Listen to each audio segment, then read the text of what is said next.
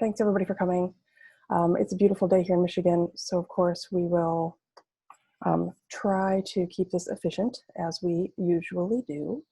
Just a little bit of housekeeping. I'm really pretty fast about this, so we should not take up your whole hour. Of course, if you have follow-up questions, you can reach out to me at jen@redhead.studio, and this recording will be up with our other ones later in the week. So if you want to check it out, you can get our website. Let's see. For those of you who haven't officially met us, I'm Jen Estel. I'm the principal and creative director at Redhead Design Studio in Lansing, Michigan.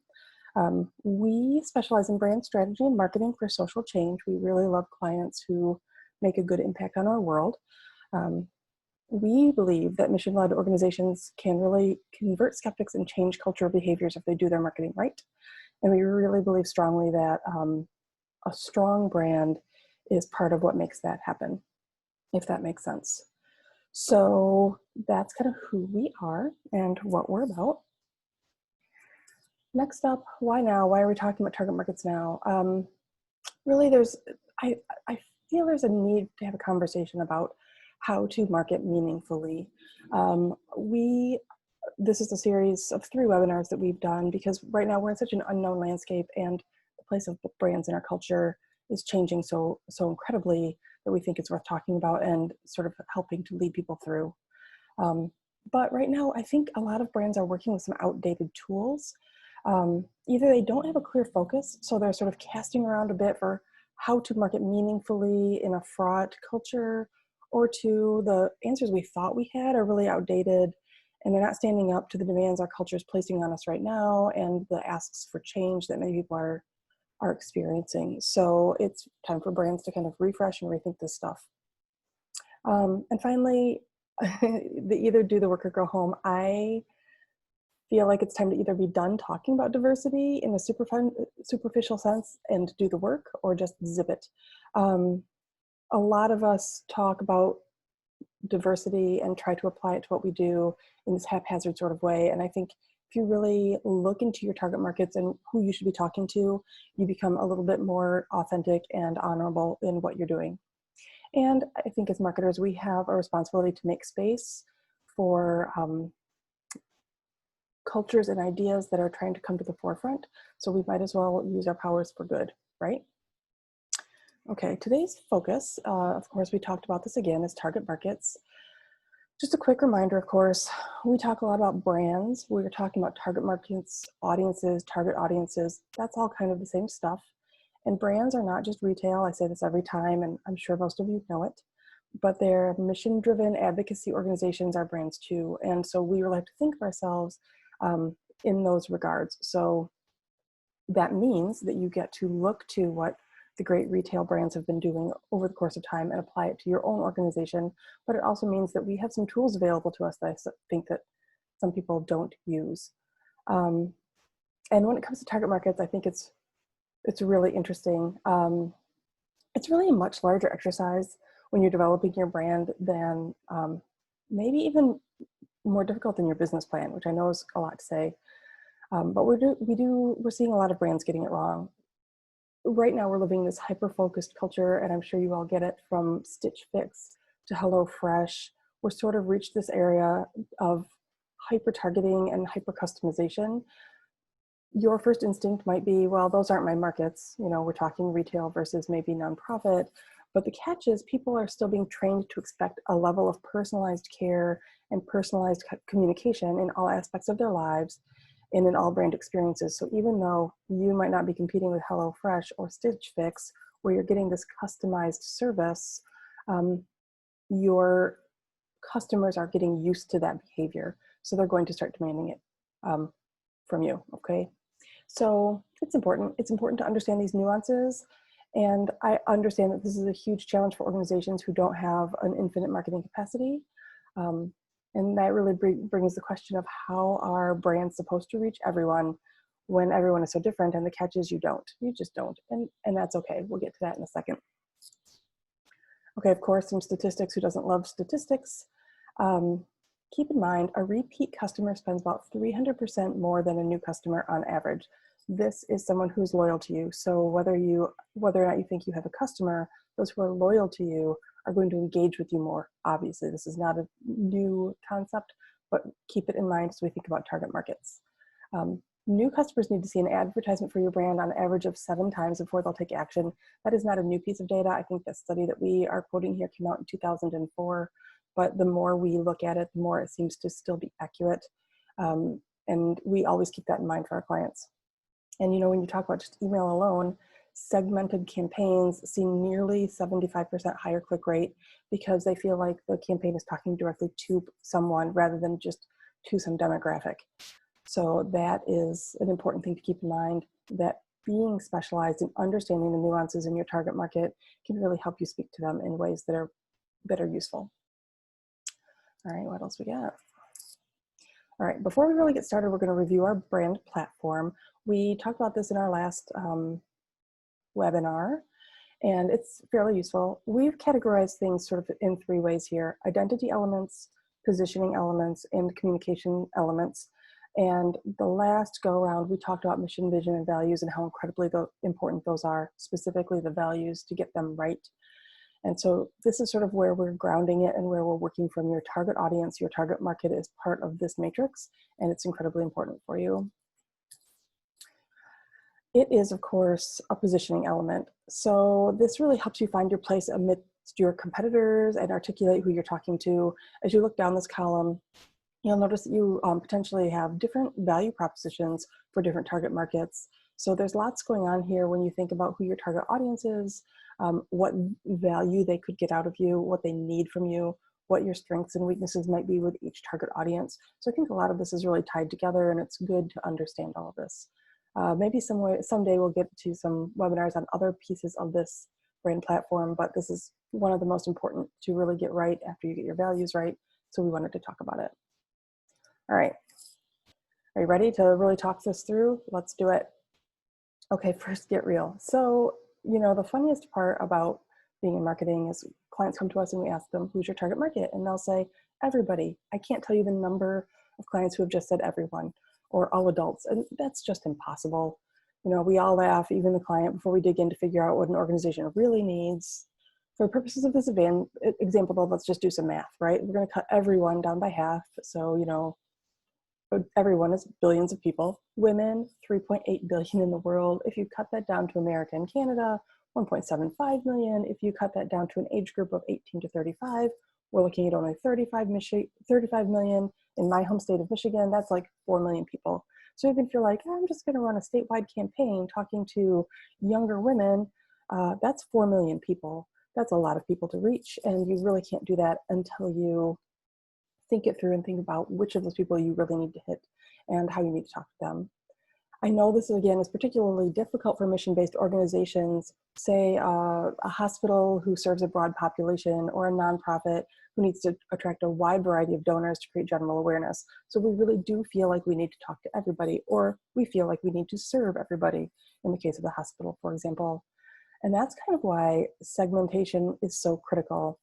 Once you start to identify individual characteristics, it's much easier to speak to your customer's specific need. And that's where you kind of go from demographic data, which is what we're seeing on the screen, you know, female adults in North America, 18 to 35, or whatever that might be, and start talking to people more on their level and as audiences, not as just a generic demographic. So the one thing I do want to say before we move on here is, if anybody's placed targeted digital advertising, which I'm sure you all have, you're familiar with this calculus, right? Or statistics. I don't know. I'm not a math person, but you've done this thing. Here's the catch, though. I think you need to do this work and figure out who these targets are before you're randomly clicking boxes on your Facebook admin page to buy an ad. So this should be well thought out at the beginning of your process, not just something you're doing at the last minute when you're trying to figure out what your reach is on an ad. So let's keep that in mind. You should really have this information in hand before you even craft your messaging. It's not the other way around. It's not, we made an ad, who should we pick as a target? It's, we need to talk to this specific group of people. What do they need to hear from us? So this is sort of flipping. I think we fall into these bad behaviors of figuring out our target market at the last minute, when really it should be further up in your strategic process. All right. So instead, really build up. This is a great list of things that we ask whenever we intake a new client and help them figure out their marketing.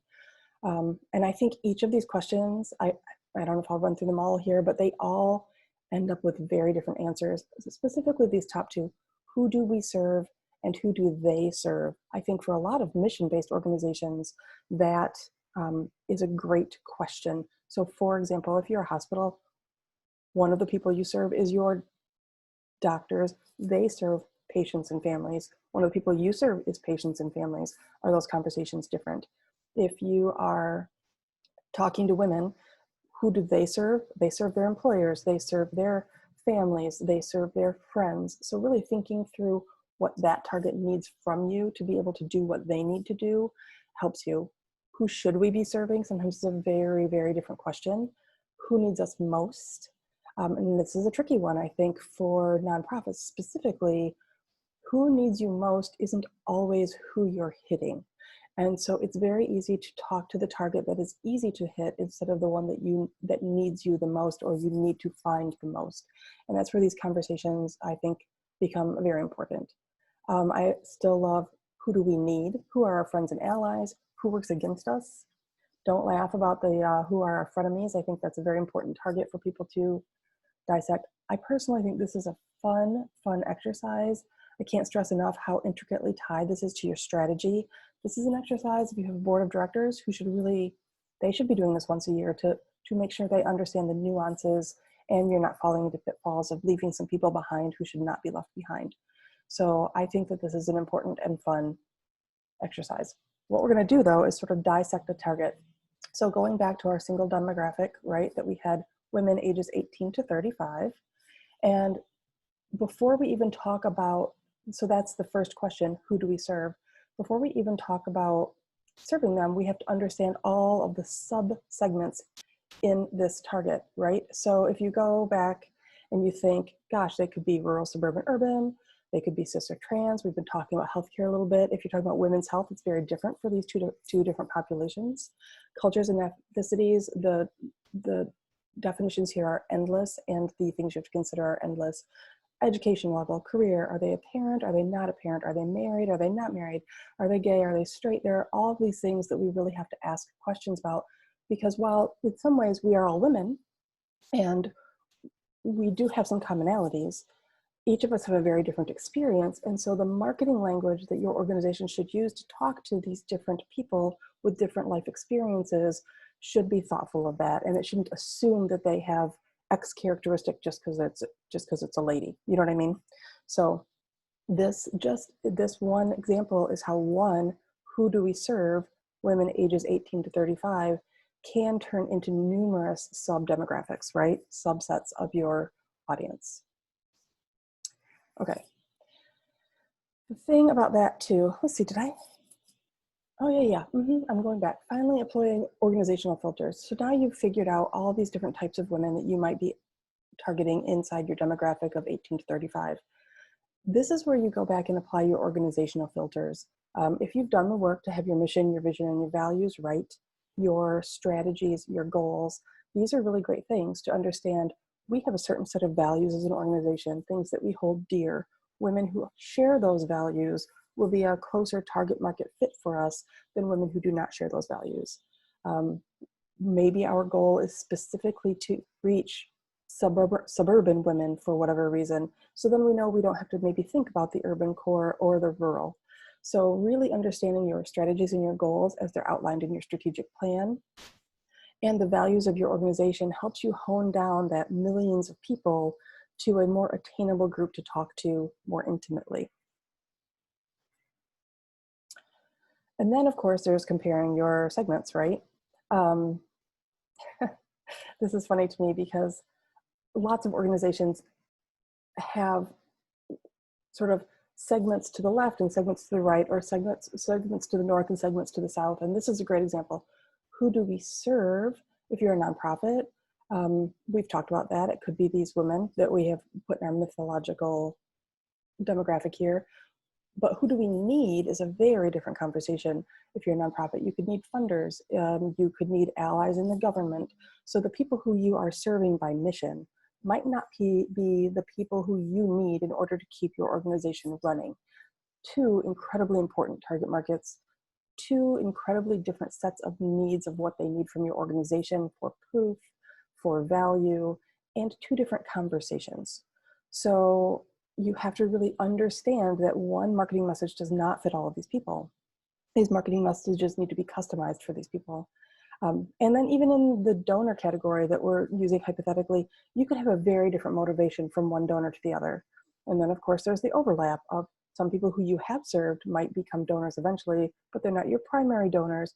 This is all very complicated, and I know I'm kind of going in circles, but I think these conversations really need to be had so you get very clear on who is important when, what messages work for them, and what each segment needs from you, and what channel is best for them, frankly. All right, and here comes the hard part. You're going to leave some of them behind. So I think you go through this exercise of asking lots of questions, seeing where there's overlap, looking at what your goals are for the year and who you need to be speaking to, and being honest with yourself and saying, we can't talk to 8 million people this month. We don't have that kind of budget, for example. So figuring out what segment you can leave behind. The catch is in dissuading certain audiences, in looking at these factors, maybe we're leaving behind speaking to the rural people for now, because we're going to speak to the suburban women for now, and rural will be on our goal sheet for next year. You can focus, focus, focus. You can craft messaging that is so spot on for what somebody needs. You're not trying to cast a broad net that sort of feels right for everyone, but doesn't really feel right for everyone. Averages don't work in marketing sometimes. And so it's really a gift, being able to leave some segments behind. It's a long game. Put them on the shelf. You're not abandoning these targets. You're just not focusing on them right away. And remember, there will be overflow. So if we're looking at women in a suburban market, some rural women will respond to that messaging. Some inner city populations will respond to that messaging. Big city, small city, that's all different markets. But just because you're trying to hit one specific target doesn't mean you're not going to get a little bit of overflow here and there. And so this is a good thing. And it's a long game. You're not marketing for 1 minute, you're marketing for a lifetime, the lifetime of your organization. So keeping this work up and understanding that you can do it over the course of time. Sometimes it's okay to leave some audiences behind for now, or some behind forever because they're just never going to align with what it is you have to say. All right, now, theoretically, you've figured out all of your audiences. Theoretically, you've sort of put them in a hierarchy. You will prioritize your segmented audiences. We've talked about that a little bit in the last slide. Understand who you need to target. To go back to our previous example, we've got young women 18 to 35 who come in an infinite variety of personalities and needs. We've got donors that might have different things. You might not be talking to both of those in the same channel. In fact, you probably aren't talking to both of those in the same channel. Specifically, I see people in things like Instagram or Twitter putting in, talking to their donors and trying to push their mission forward and trying to say happy birthday to the person in the office all in one channel, and that becomes confusing. And so your audience realizes that, well, what this organization has to say, sometimes it isn't for me, so they don't pay attention as much. So really understanding dedicated channels for dedicated audiences that can speak to them in their voice alone, once you really understand who they are, can be incredibly powerful. So knowing that not every target has to be hit on every channel. A great and easy example is a political market makes a lot of sense on Twitter. It doesn't make as much sense on Instagram. So you change your content accordingly. I think the worst mistake an organization can make is say, this is our social content, and they slap it on all of their channels with no differentiation, no adherence to what audiences and age groups use different social channels. So it's this homogenized, generic content that really doesn't resonate with any of your target audiences. So figure this out, do this work, articulate what audience each effort is geared toward and what channel that should go on, and you'll be pretty happy. Okay, so this one's also really fun. This is a great exercise when you're trying to understand your target markets and figure out who you should really be speaking to. Um, this who just doesn't care. This is a great brainstorming session for your organization to, first of all, admit to yourself that there are some audiences who will never care about what you do. Not just that they are your competition or working against you, but they are so apathetic that nothing you have said to date will ever move their needle. Say you're a membership organization and you're trying to gather 100% of the people in that membership category in your state, and you've only gotten to 85, that 15% that you have yet to capture, they might just not care. And so going through, well, why don't they care? What would make them care? What do they care about? Figuring those things out can be a really great, unique opportunity rather than giving them the same story that's worked for the other 85%, right? So this, I think, is a really fun brainstorm exercise for your organization to understand that. And it might be the basis for a fantastic campaign or an outreach effort. You just don't know. So that, this unique opportunities and really going through this list again and again with everybody who has stakeholder status in your organization, I think is really important. I think you will enjoy it. All right, so now we're going to talk for a minute about mistakes we see. And this is kind of got a lot to say with this slide. The number one place we see nonprofits and mission-based organizations specifically, and even small businesses, is the focus on their wrong audience. So, for example, you're a nonprofit, you focus on donors to the point where all you're ever doing is outreaching and asking for money, outreaching and asking for money. If 85% of your marketing budget is earmarked toward your annual conference, this could be you. None of that is going toward your mission. It might be theoretically supporting your mission because it's supporting the work you do, but you have to understand that marketing needs to hit your mission as well. And so we do see this focus on fundraising sometimes overtake focus on mission.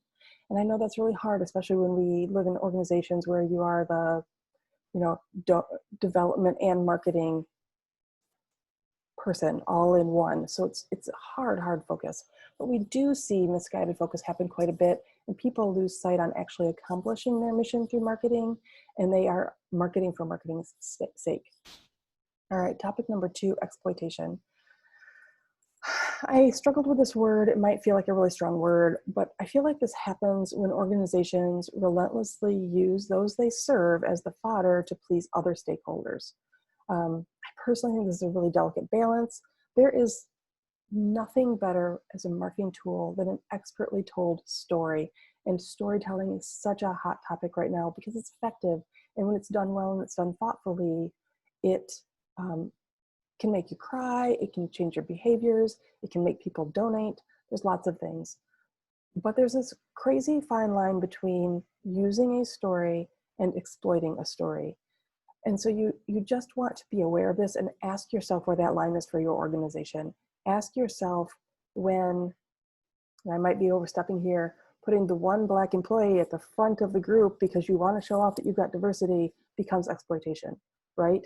So you have to understand that when you're telling these stories, when you're using people's life experience to market your organization, how much trust that takes from you and how much you have to nurture that and respect it and not exploit it. Anyway, I'm off my soapbox about that one. Okay, so bad decor decisions. This one I think of like a really great modern home. All these clean lines and angles, beautiful, belongs in Dwell magazine. And then you come home with a decoration that's like country inspired, intricate Halloween wreath that you picked up at the cider mill and you slap that on the front door. It is a terrible mismatch. And it's very confusing for your audiences. So you have to understand when you're thinking about your target, who they are, what they need, what you've promised to give them. Putting some cutesy concept on top of it really distracts from your message over the course of time. So this random concept put on your marketing in the hopes of being new or fresh or different, or simply because you're bored is really, I think, detrimental to most people's missions and to your relationship with your target market.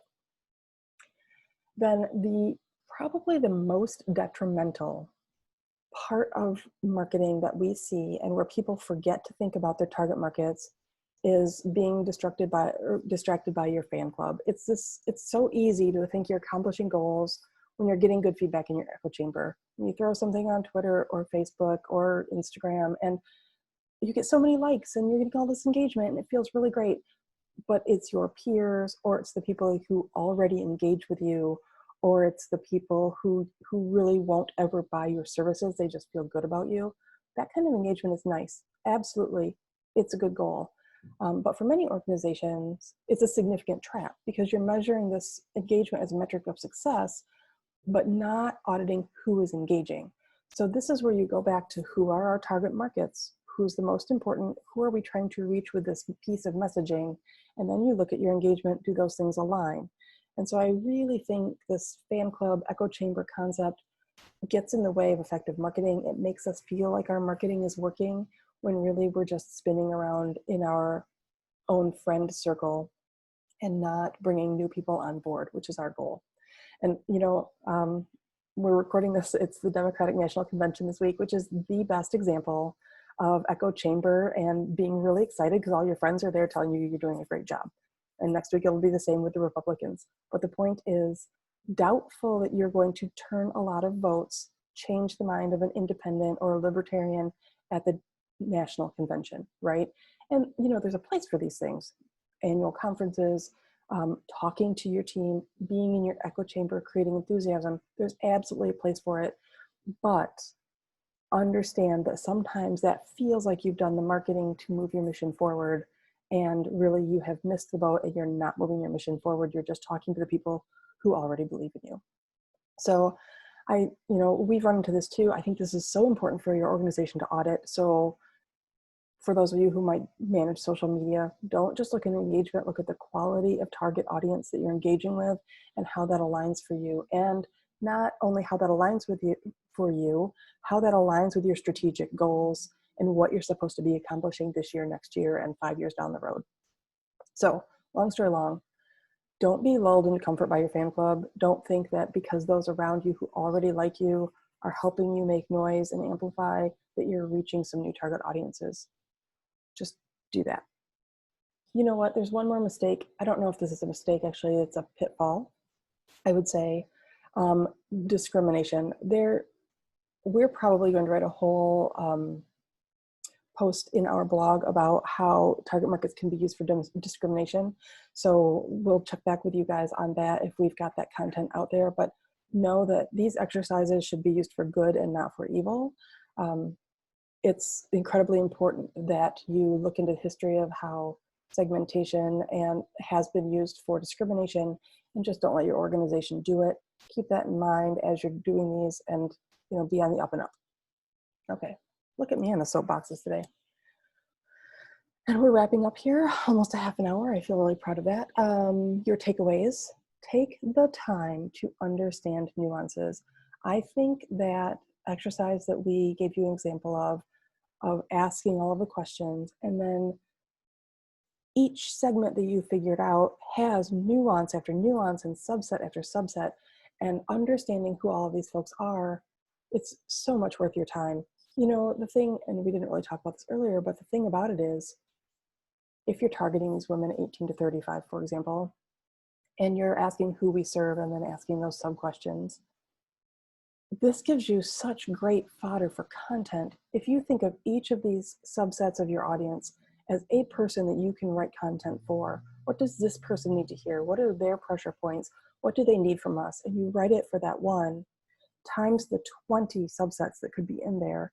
Look at all the content you've built. Look how easy it is to really be authentic and get in there and really share with somebody, rather than writing one generic post that you think will hit all of these people. So take that time to understand your nuances. And keep in mind, it might be okay to double down on the target market you really want, right? Understand that other markets will follow. Understand that you have to leave some targets behind for now, and really focusing on one or two of them can bring you forward. And remember to treat this as a super high level strategy. I'm not kidding. This, to me, getting your target markets right and understanding the nuances in all of your audiences is right up there with strategic planning and business planning. It's one of the most critical things you can do for your organization, and it makes your marketing efforts and all of your outreach so much clearer and takes so many questions off the table. And finally, develop your plan around it, right? Once you've figured this out, building a plan is easy, but this should be the first part of building your marketing plan. Never again decide what your ad should say, then who you're going to target with it. Decide who your target is, and then speak to them in their language, in their way, and in a way that will make them feel like you're talking directly to them, not marketing to them. Because marketing can be a really useful, helpful tool, and we should all approach it as such. So there you go. That's the long and the short of it. I want you all, in these spare time that we all have today, to really rethink your target audiences and who you need to hit to make the world a better place, who you need to hit to make sure you're actually serving the people who need you most, and to bring your strategic plan to life and make sure that it's moving forward. All right. Thank you guys so much for your time, you folks, you cats and kittens. We just had a really funny conversation in the audience or in our office about the word guys, whether it was gender neutral or not. So, dear marketers, thank you for your time. If you want to check this out, you can get it on our website. It's redhead.studio/webinars. We have 2 other ones that we've done there that you can check out. And if you have any questions, of course, you can give me a call. It's jen@redhead.studio, and you can find me on Twitter, etc. Thank you again for your time, and have a great